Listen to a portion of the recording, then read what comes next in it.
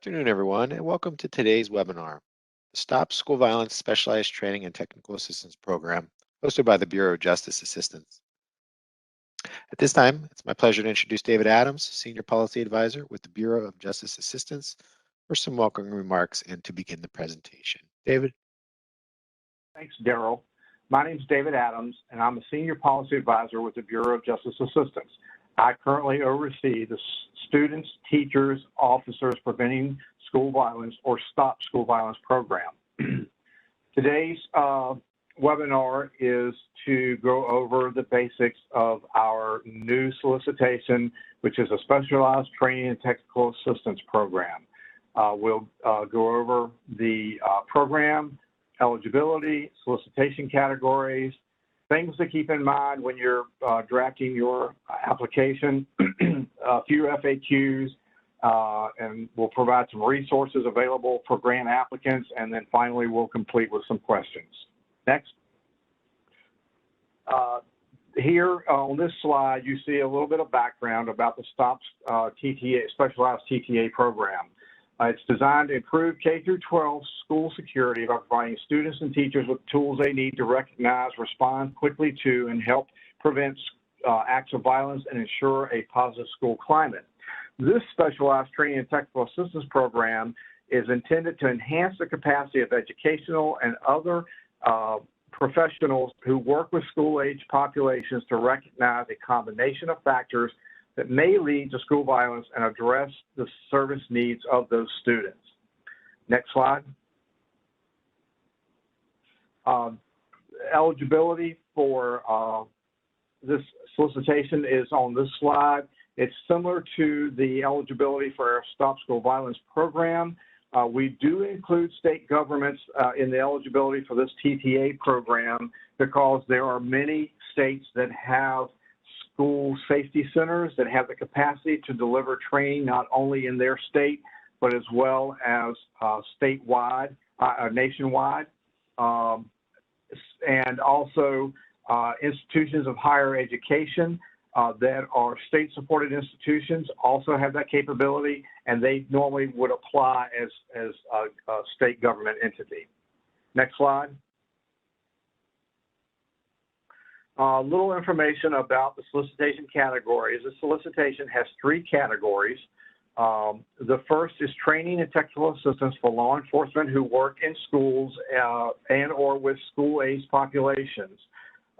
This one, you'll see in the solicitation, has a list of types of training that you can propose to deliver that would assist law enforcement or probation officers that work in a school setting.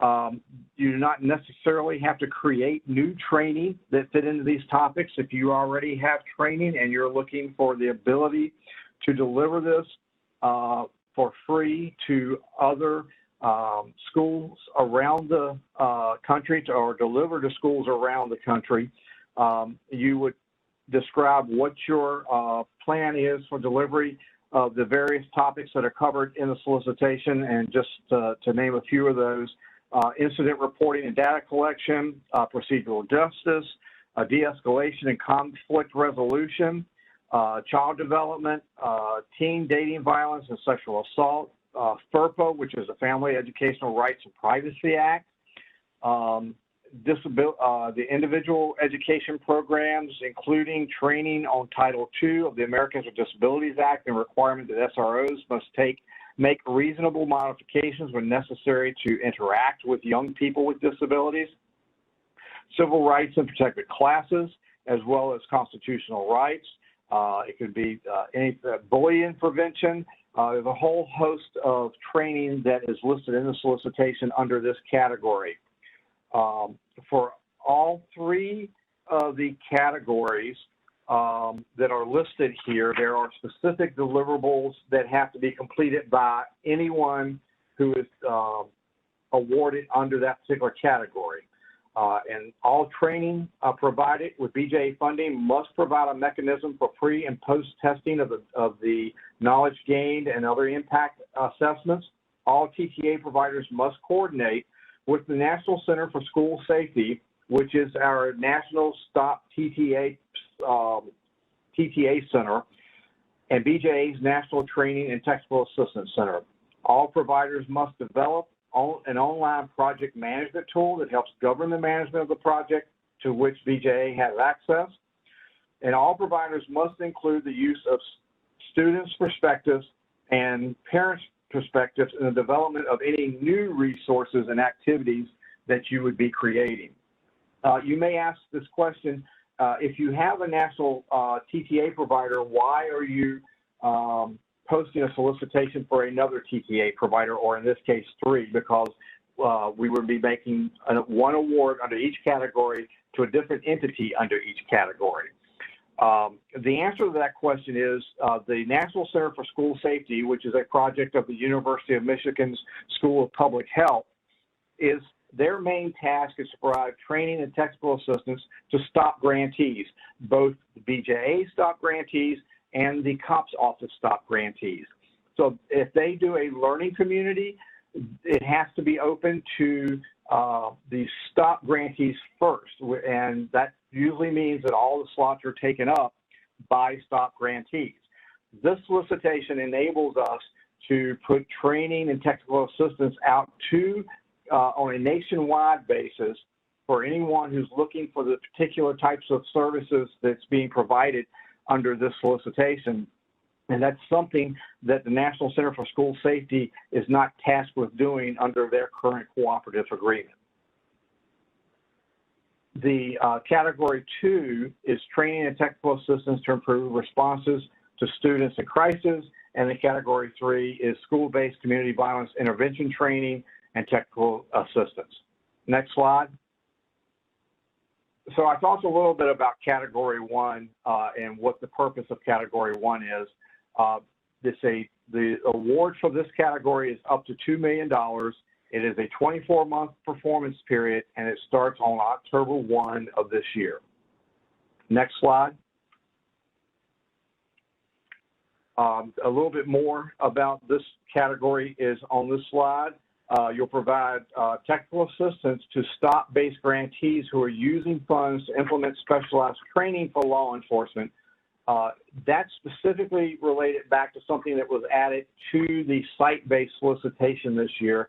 There was a whole host of, a whole list of law enforcement-based training that is part of the site solicitation this year.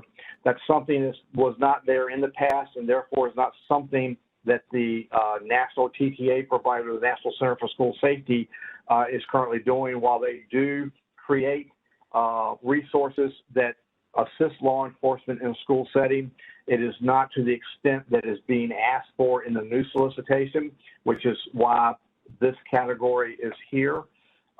Something else to consider is, and you'll hear more about this as I go on, all of the work that is being done under this solicitation must be coordinated not only with the National Center for School Safety, but with other Department of Justice bureaus that are doing similar work, such as OJJDP, the COPS office, as well as the Department of Education, Health and Human Services, and the Department of Homeland Security, because all 4 of those federal agencies are involved in the school safety realm, and we do not want to duplicate something that is already available for delivery to schools and school districts and states in school safety.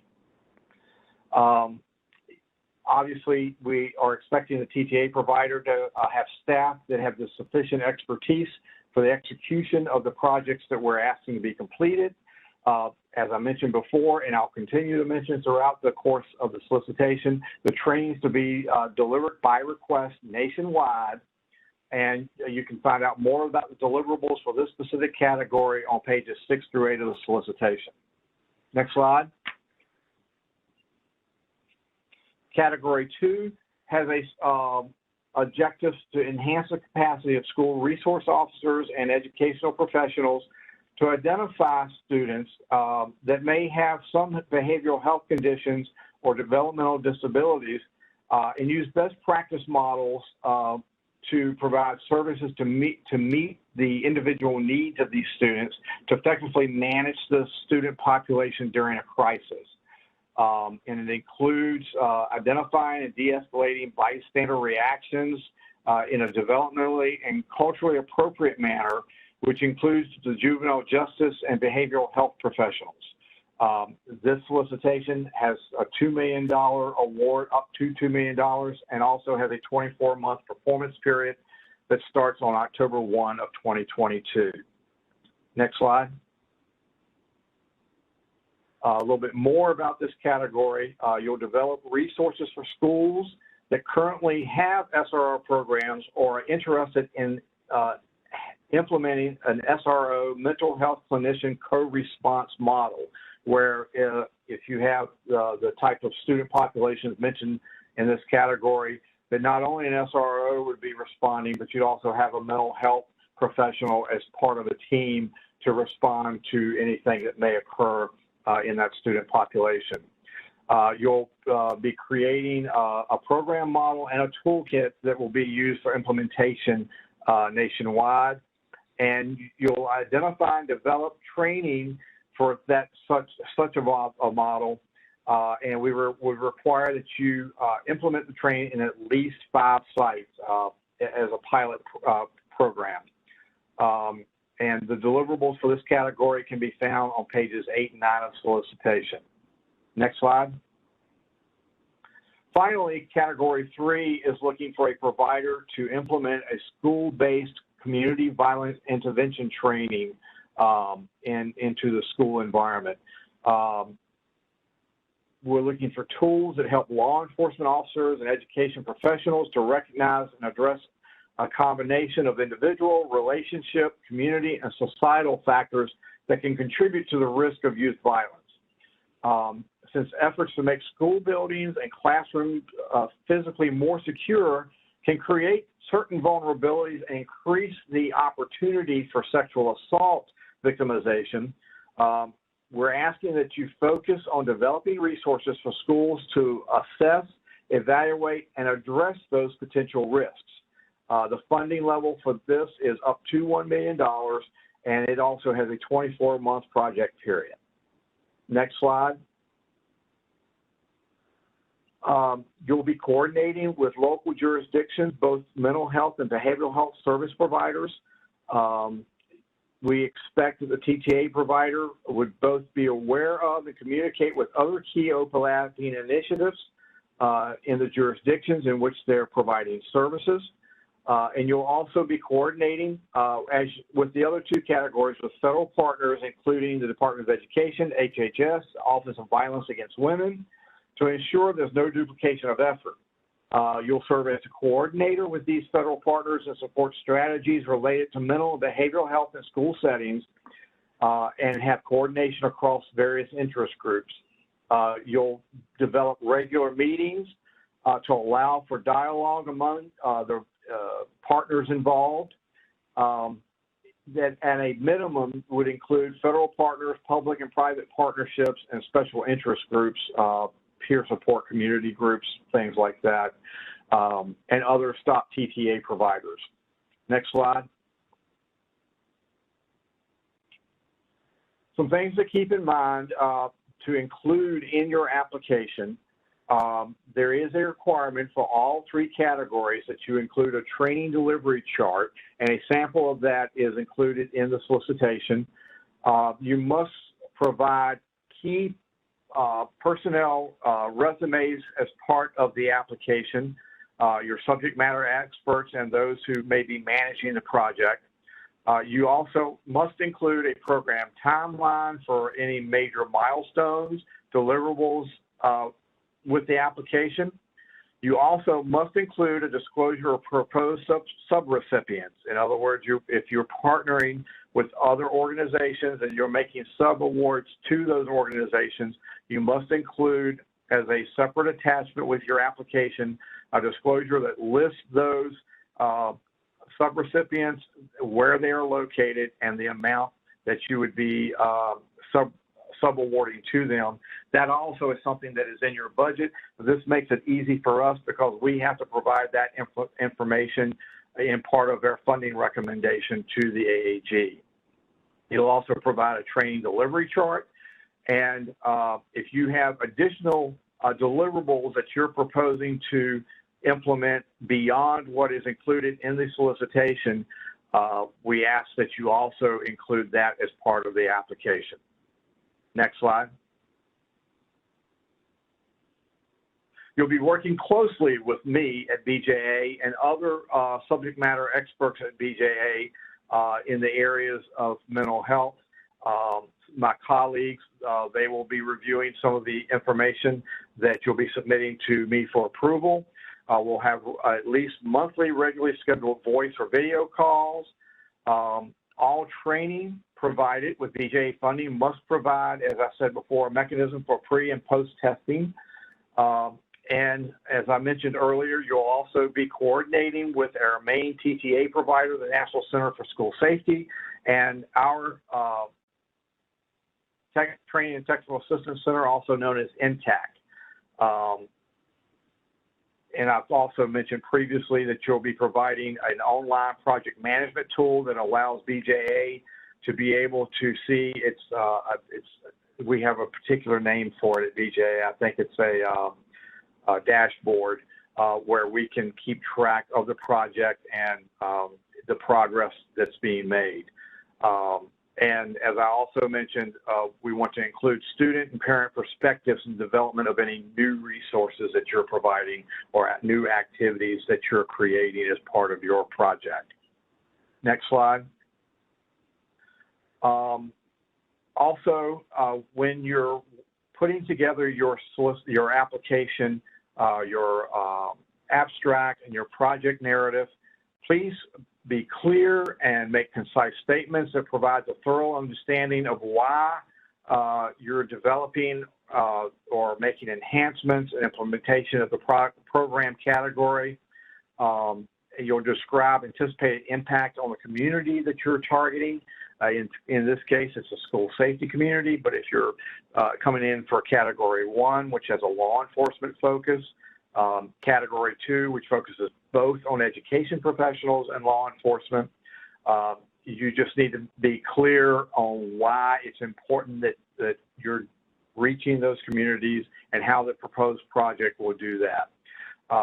You'll also want to describe the successful methods that you'll use for delivering the TTA, and you'll talk about the importance of your strategies that your experts will be using to engage the field.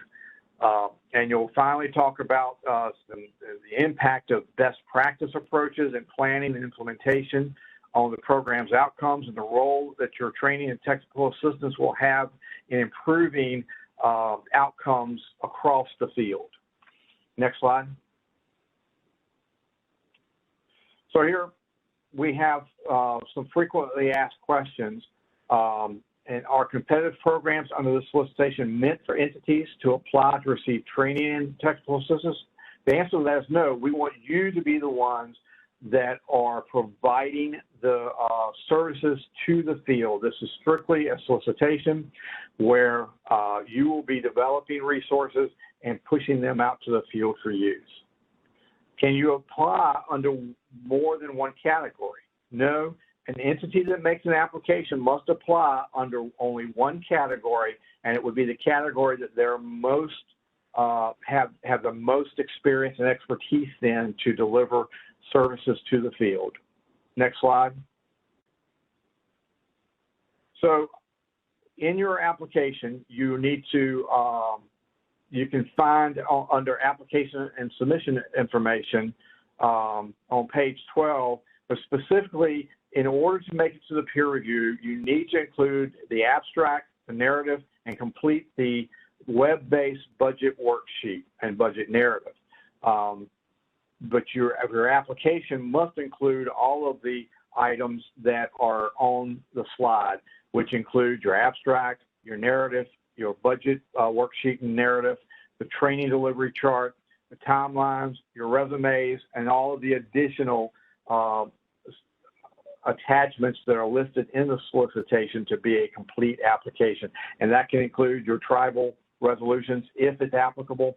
If there's anything that you're being required or asked to submit that does not apply to you, that may be keeping you from going from one step to the next step in your application submission, just create a document that says not applicable and upload that, and that will allow you to go to the next step. So let's say that you're on the portion of the upload that says tribal resolution.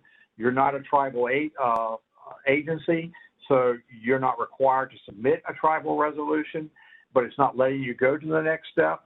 Then just submit a document that says not applicable, and once that's uploaded, it'll go to the next step. And that would be the same for any document that they're asking you for that doesn't apply to you. You are required, however, to include with your application also a documentation of any similar similar solicitations to which you've applied in the last 12 months, so that we can do our due diligence in ensuring that you're not being funded to do something by multiple agencies that are doing the same work. Can my organization propose to partner with other entities? Absolutely. In many cases, we have training and technical assistance providers that work with partners. You have subject matter experts in one area, but you're partnering with an organization that has subject matter experts in other areas, of which are cross-cutting in your project.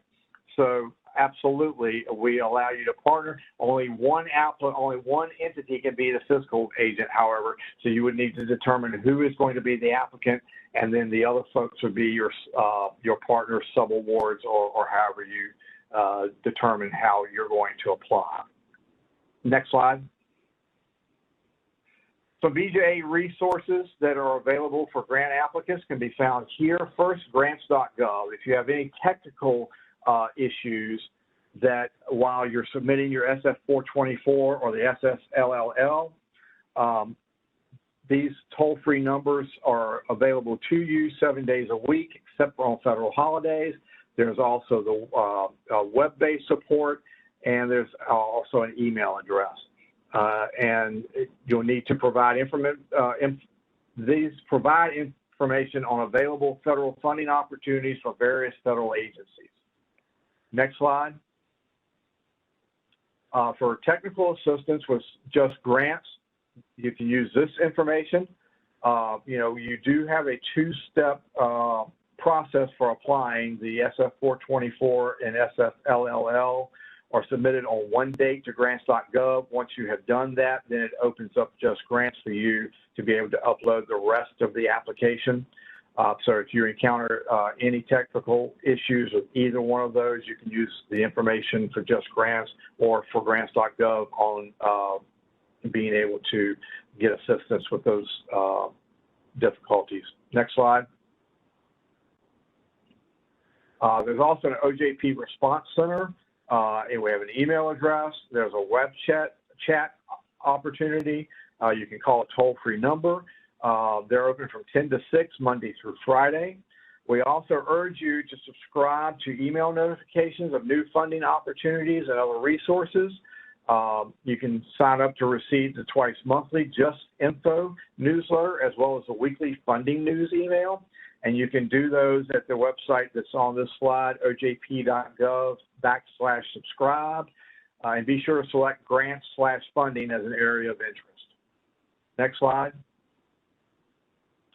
So here's the deadlines for this solicitation. It is a 45-day application period from the date that it was posted. So this application has a grants.gov deadline of June 3rd at 8:59 p.m. Eastern Time, and that's because the center closes at 9 o'clock. So you would need to submit prior to 9 o'clock on June the 3rd. And then your complete application with all of the attachments would be submitted to in Just Grants on June 10th of this year by 8:59 p.m. If you encounter any difficulties, the solicitation gives you information on how to make an appeal if you were not able to apply by the deadline.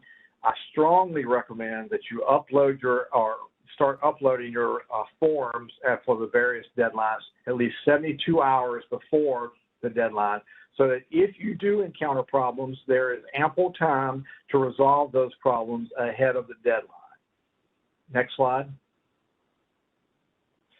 So some resources that you can use for your grant applications: the OJP Funding Resource Center, DOJ Grants Financial Guide. That's very important for you to know the financial guidelines that you'll be required to comply with if you receive an award. The Grants Management Online Training is another important training to take advantage of. And there's an OJP Grant Application Resource Guide that will also be very helpful if this is the first time you've applied to BJA for grant funding. Next slide. You can stay connected with us. You can text OJP, you text your email to subscribe for email updates. Social media, you have our Facebook or our Twitter handle. And for additional funding opportunities, you can go to our website and just click funding opportunities, and you'll see a list of all of our solicitations that are available to you. Next slide. Some important contacts: our solicitation content assistance line, grants.gov again, and Just Grants.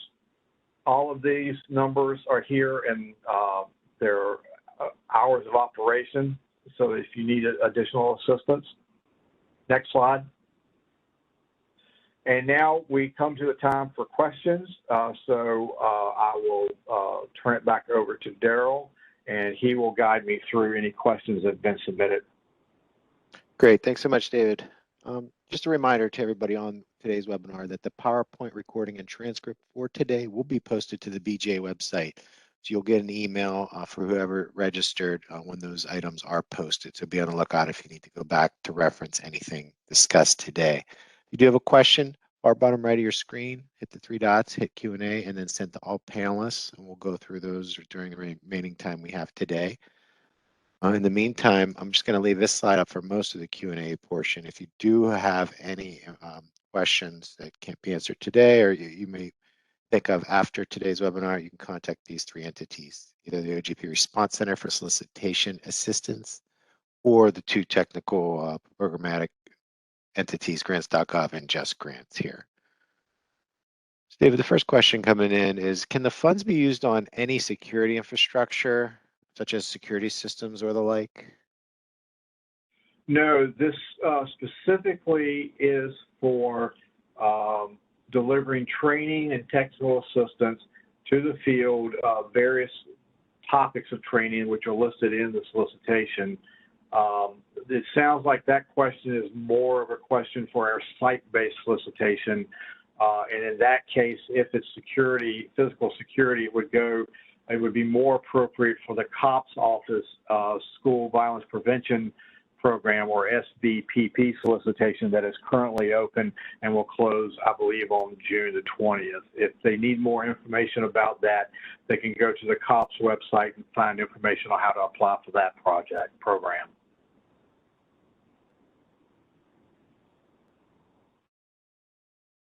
Thanks for that, David. No more questions in the queue at this time. If we do, we'll just hang on for a few more moments here. Bottom right side of your screen, there's a Q&A button. Just go ahead and enter it in that box. The RFP mentions that it's open to small business as eligibility. Is there a limit on how small, if there's only a few employees with a particular company? I'm not aware of there being a limit on this under that eligibility. So no, I don't think there's a minimum or a maximum for that. The slide just mentioned, if you go back to the eligibility slide, Daryl, it said I think it's nonprofits other than small businesses. I think that may be exclusionary of small businesses, but I don't know. I will tell you that the eligibility definitions changed a little bit as we transitioned from the grants.gov to Just Grants. application submission. What I may need to do is actually get clarification on that specific line. Typically, I would just put for-profit organizations as an eligible partner, eligible applicant. The way it was worded this time says other than small businesses. So you could have a nonprofit or a for-profit as a small business. Typically, if you're if you're a for-profit, you have to agree to not make a profit if you're awarded under a BJA grant or an OJP grant for that matter. I may need to get further clarification on that particular one, however, just to see why it says other than small businesses. Okay, that's the end of the questions in the Q&A at this time. We'll just hang on for a few more moments if anybody does. So another one did come in, David. Would you need to have an MOUs with every school district you plan to train through this funding? So there is no requirement for an MOU. And what the solicitation says is that you would be, it's not so much that you're coming in with an application to know up front which schools you're delivering training to, because you would be receiving training requests from the field. Now, for the one category that has a requirement that you deliver training in at least 5 sites, and I believe that's category 2, you're not required to have an MOU, but would be helpful to know if you've already picked the 5 sites that you want to deliver that training to, then you could have a letter of support from those districts, but it's not a requirement. Okay, that seems to be the end of the queue again. Just hold on one more moment here. If you do have a question, please enter that in. I'll go ahead and put this Stay Connected slide back up in case anybody wants to visit social sites, get email updates, or just visit the BJ website to look for the list of current funding opportunities, including this one. And I will say that, you know, there is a number on the solicitation that if you have questions during the application process, it goes to our call center. And if there's a question the call center can't answer, they will reach out to me to provide an answer. So you will get a response back in a timely manner. If you don't think of something now, but as you're developing your application, you get a question that you need resolved. Okay, thanks so much, David. So with that, we'll go ahead and end today's program. So on behalf of the Bureau of Justice Assistants and our panelists, we want to thank you for joining today's webinar. This will end today's presentation.